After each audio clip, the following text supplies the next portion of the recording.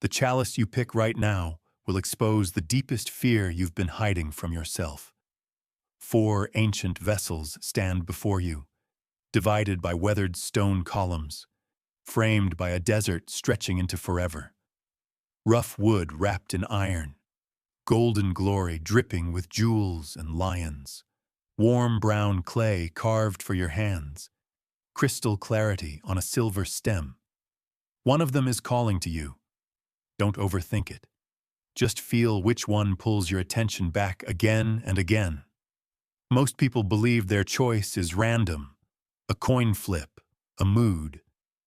But research into psychological projection shows that nearly 90% of us instinctively gravitate toward symbols that mirror unresolved emotions, hidden desires, or wounds we've carried for years. Your unconscious mind isn't guessing. It's whispering. It's showing you exactly what your soul has been thirsting for, even if your conscious mind refuses to admit it. Here's what makes this moment different from every other personality quiz you've scrolled past. This isn't about labeling you. It's not about sorting you into a neat little box and calling it done.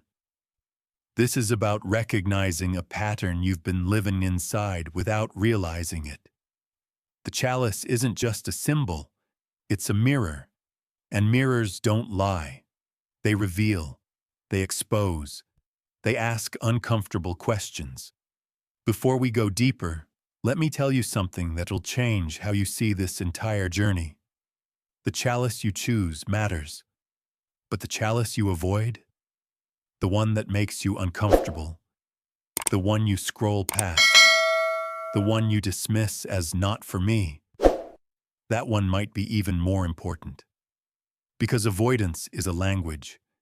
It's your psyche telling you, I'm not ready to look at this yet. And that's okay. But by the end of this, you'll understand why that cup made you turn away. And you'll have a choice.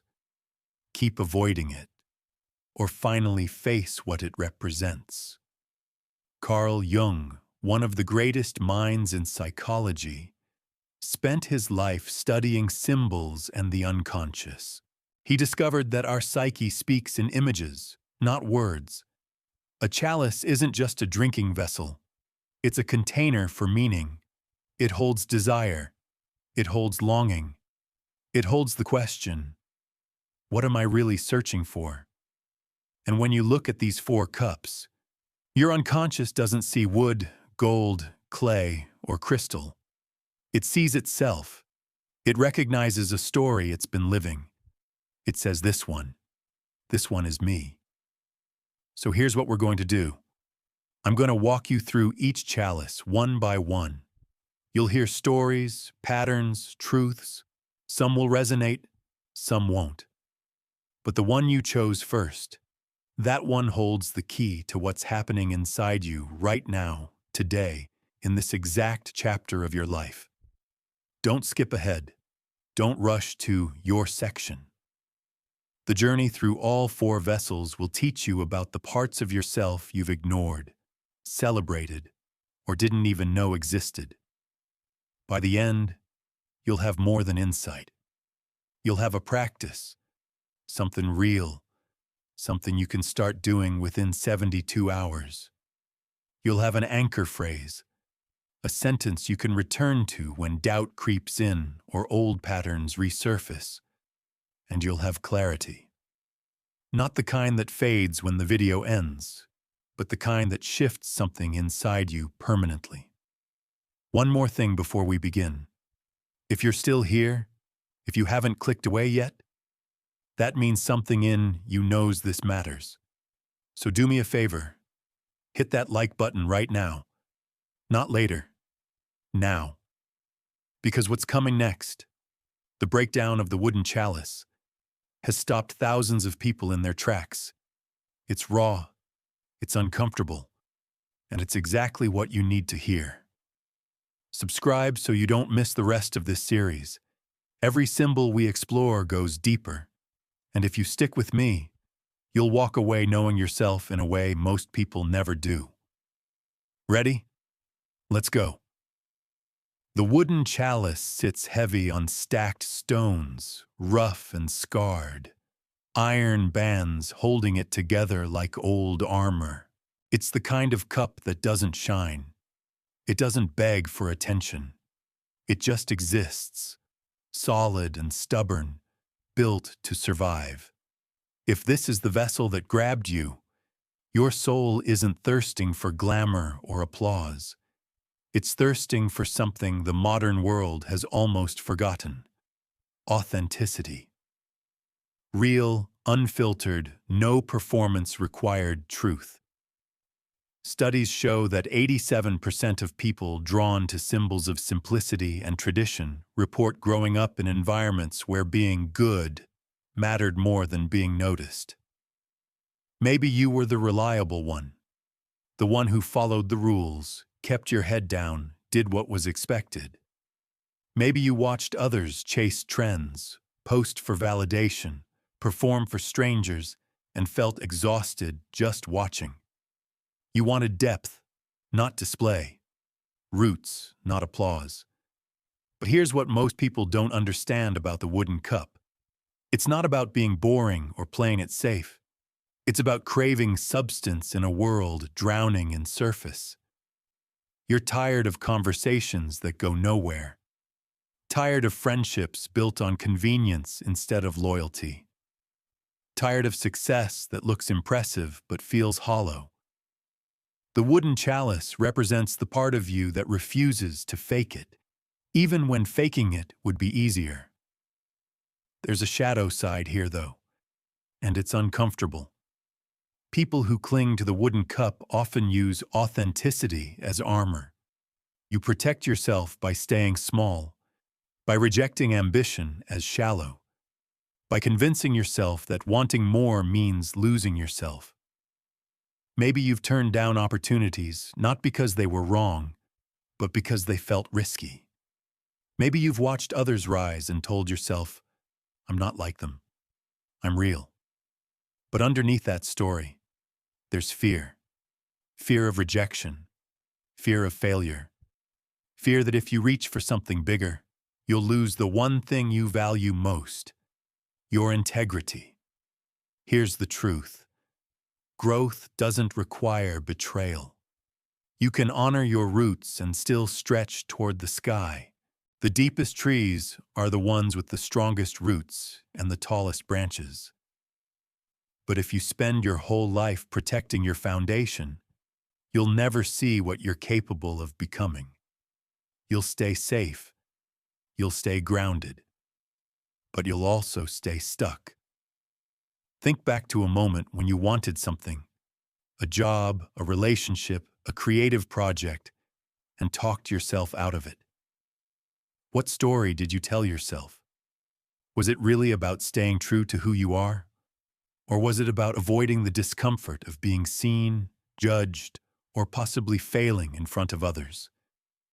The wooden cup protects you from phoniness, but it can also trap you in a story where ambition equals corruption and staying small equals virtue. That's not truth. That's fear dressed up as principle. Now let's make this real. Over the next 72 hours, I want you to try something. Find one object in your life that feels authentic to you. Something simple. Something that's been with you a long time. Maybe it's a worn-out book, a passed-down photo, a mug you've used for years. Hold it. Feel its weight. Remember its story. Then ask yourself this question. What part of me have I been hiding because I was afraid it wasn't impressive enough? Write that down. Don't overthink it. Just let the answer come. Because the wooden chalice isn't asking you to abandon who you are. It's asking you to stop using who you are as an excuse to avoid becoming who you could be. Your anchor phrase, the one to carry with you, is this: I am rooted, not stuck. I can grow without forgetting where I came from. Say it when doubt whispers. Say it when old fears resurface. Let it remind you that strength and growth aren't enemies, they're partners. If you saw yourself in this story, Don't just nod and move on. Hit that like button. Subscribe. Because the next vessel, the Golden Goblet, holds a truth that has stunned thousands. It's about the hunger for recognition, the wounds of invisibility, and the trap of tying your worth to applause. You don't want to miss what's coming. Stay close. The Golden Goblet rises in the center, impossible to ignore, crowned with roaring lions and studded with sapphires and rubies that catch every flicker of light. This isn't a cup you drink from quietly. This is a cup you display. A cup you win. A cup that announces, I am here, I matter, look at me. If this is the vessel that grabbed your attention, your soul isn't thirsting for water.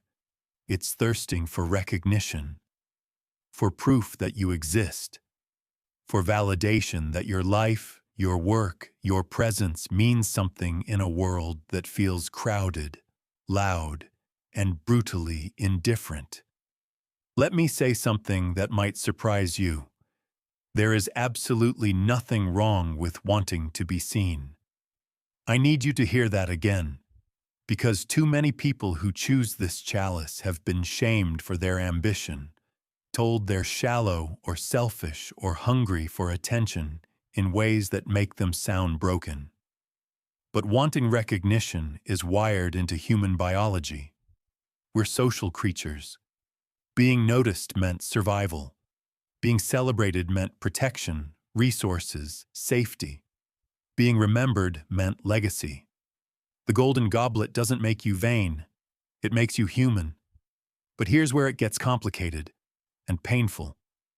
Studies show that nearly 70% of high achievers report feeling invisible during childhood. Not literally, but emotionally. Maybe you were the middle child whose accomplishments were expected but never celebrated. Maybe you worked twice as hard as everyone around you and got half the credit.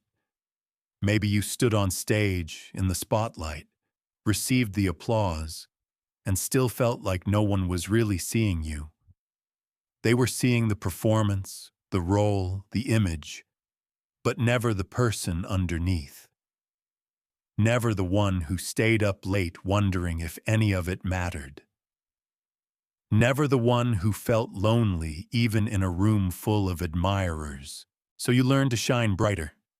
You learned that if you were impressive enough, successful enough, undeniable enough, people would finally stop and say, "You, I see you.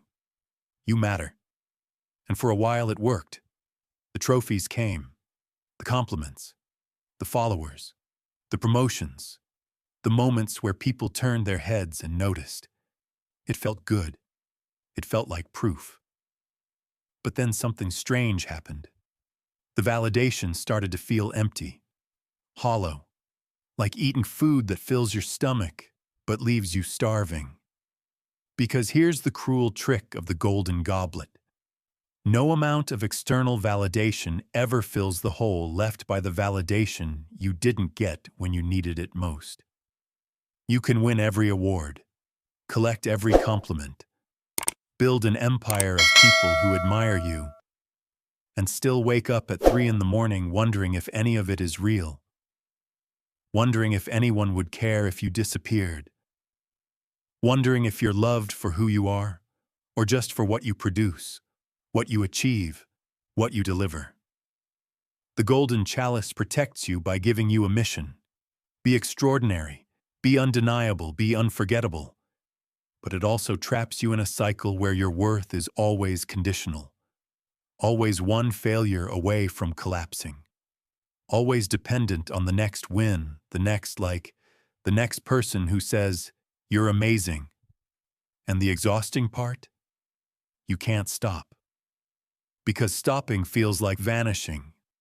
If you're not achieving, if you're not performing, if you're not delivering something impressive, then who are you? The Golden Cup becomes a cage. It promises freedom and delivers pressure. It promises belonging and delivers loneliness. Because no matter how many people clap, you're still the only one who knows the truth.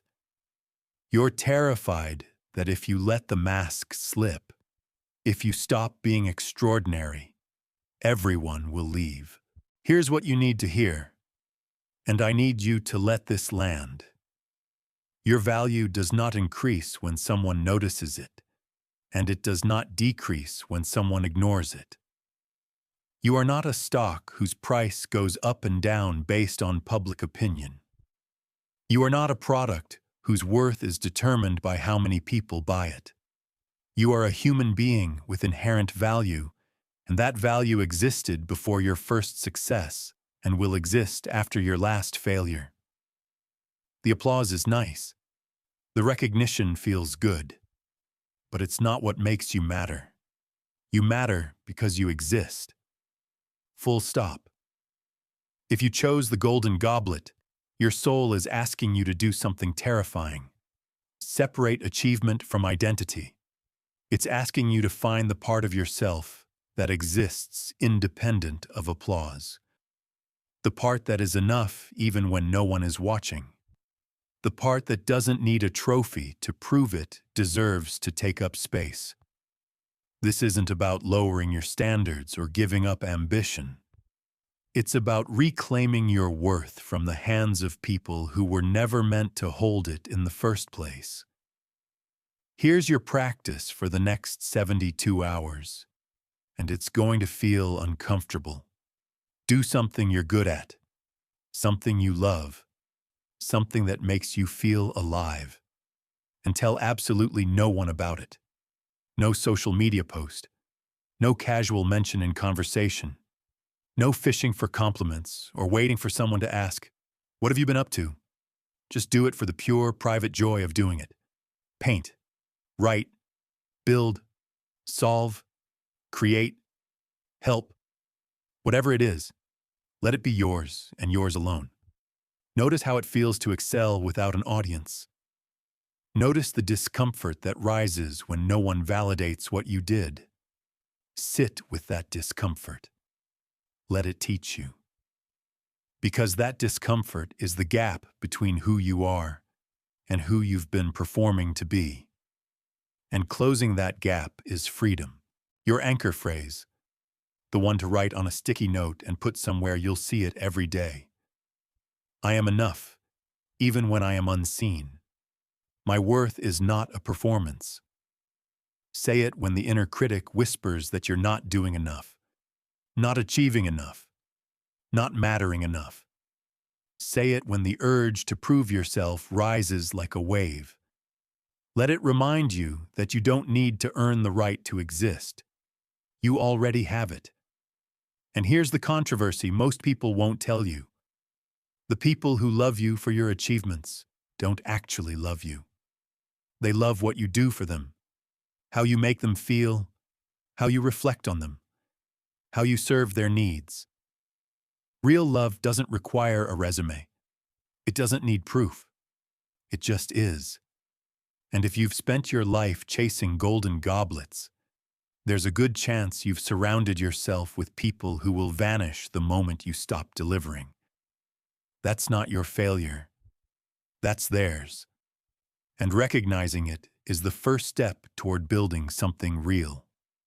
Now, as we turn toward the clay jug, notice how different its energy feels. Notice the shift from performance to presence, from validation to connection.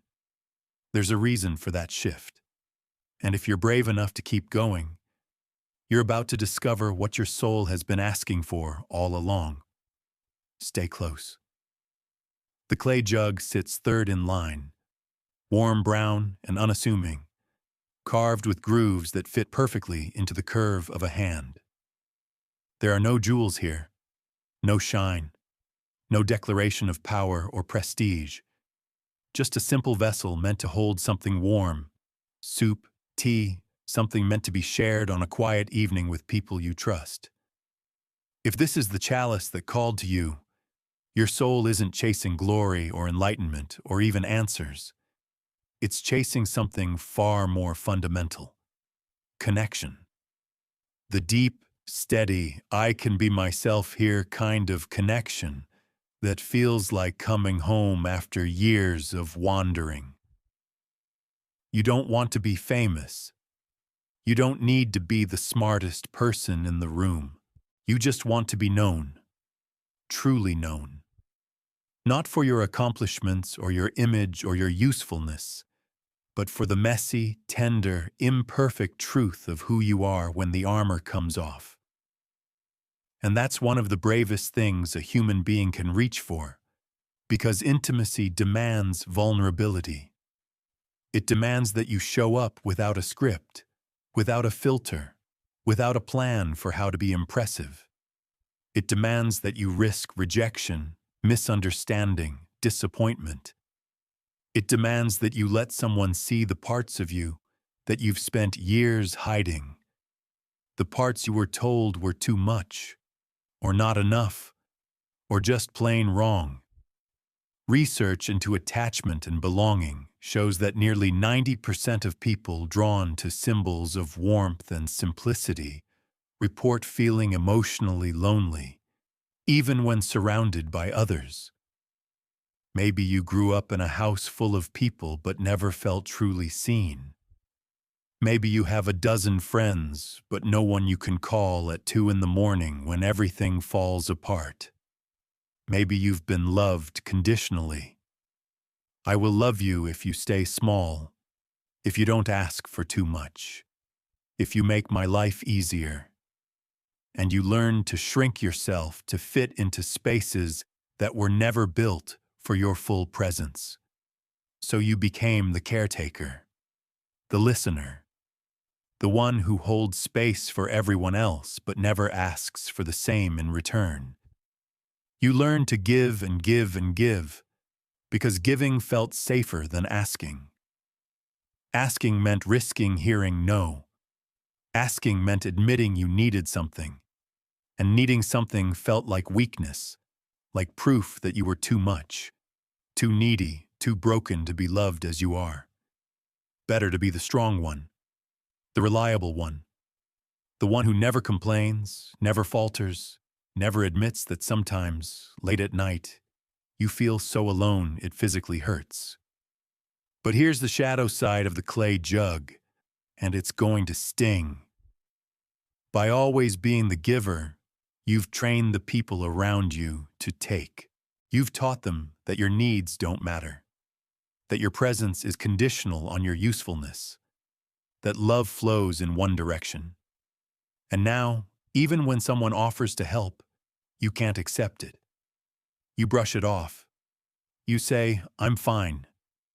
You keep the door closed, because opening it feels like admitting defeat, feels like proving you were weak all along. The truth is this, and I need you to let it sink all the way in. Needing is not weakness. Needing is human. You were not built to do life alone. You were built for connection, for interdependence, for the quiet miracle of being held by another person and holding them in return. The clay jug knows this. It doesn't shine. It doesn't perform. It simply holds. And in holding, it becomes sacred. But you can't hold and be held if you never let anyone close enough to see the cracks. If you chose this chalice, your soul is asking you to stop performing care and start receiving it. It's asking you to risk being the one who needs, the one who asks, the one who admits, "I can't do this alone, and I don't want to anymore." And that's terrifying. Because what if they say no? What if they leave? What if the moment you stop being useful, you become invisible? Those fears are real, but staying silent, staying isolated, staying strong is killing you slowly. And you know it. Here's your practice for the next 72 hours, and it's going to feel like jumping off a cliff.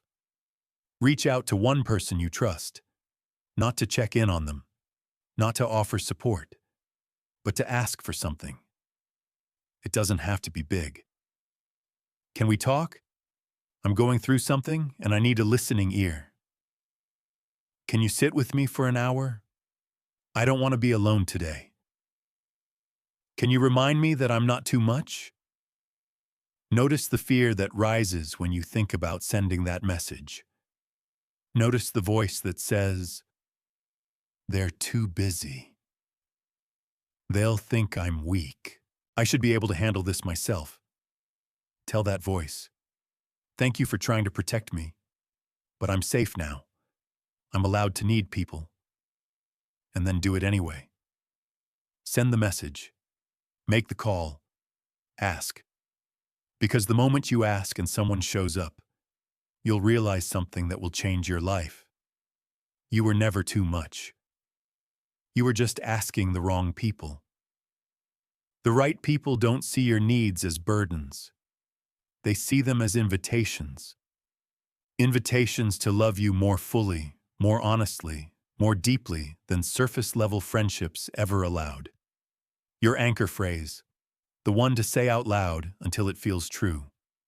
I am worthy of care, not because I earn it, but because I exist. Say it when the guilt rises. Say it when the old story whispers that you're being selfish. Let it crack something open inside you. Let it be the beginning of something real. And here's the social proof. Thousands of people tried this exercise. Over 60% reported feeling deeper connections and less anxiety within just 1 week. Not because their circumstances changed, but because they finally let themselves be seen. That's the power of the clay jug. It doesn't promise perfection. It promises presence. And presence is where real love lives. Now, as we turn toward the final vessel, the crystal chalice gleaming on its silver base, sharp-edged and impossibly clear, prepare yourself for a truth that is both beautiful and cutting. The final cup is waiting, and it has something to show you that the others could not. Stay close. The crystal chalice stands last, perfectly transparent, balanced on a delicate silver stem. Light moves through it, splitting into colors. If this cup caught your eye, you're not searching for success or safety or even love. You're searching for meaning, for clarity, for the kind of understanding that makes chaos bearable.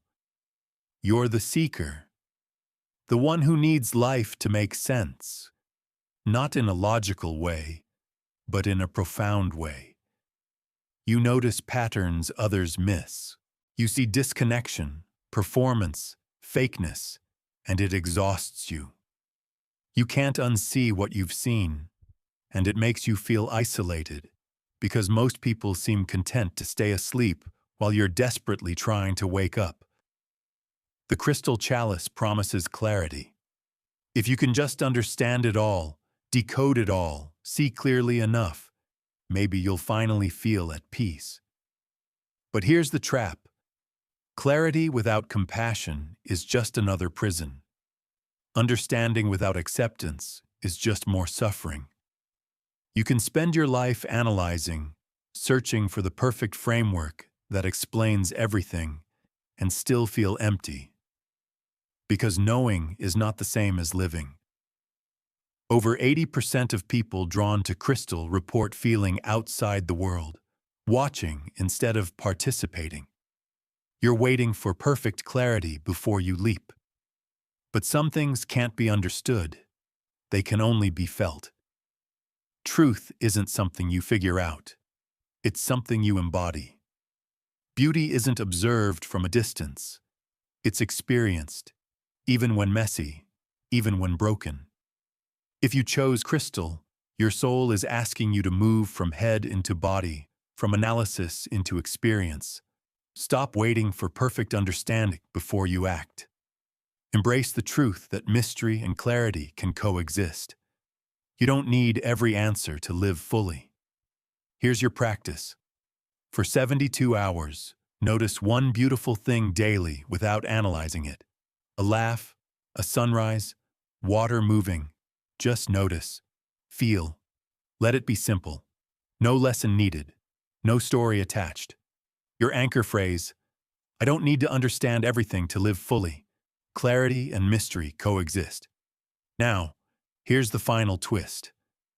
The chalice you avoided is just as important as the one you chose. The vessel that made you uncomfortable holds the medicine you've been refusing, the growth you've been resisting. Maybe you avoided wood because you're tired of staying small. Maybe you avoided gold because wanting recognition feels shameful. Maybe you avoided clay because vulnerability feels like weakness. Maybe you avoided crystal because searching for meaning feels exhausting. All of it is valid. All of it is you. You're not just one chalice. You're all four, in different seasons, different moments. You contain multitudes. In the comments, tell me which chalice you chose and which you avoided. Use one word to describe how this felt. Seen, surprised, uncomfortable, relieved, confused, understood. That's it. One choice, one avoidance, one word. If you want more like this, more symbols, more truths, more invitations to see yourself clearly, subscribe. The next journey is waiting. Until then, remember, your thirst is not a weakness. It's a compass. Follow it.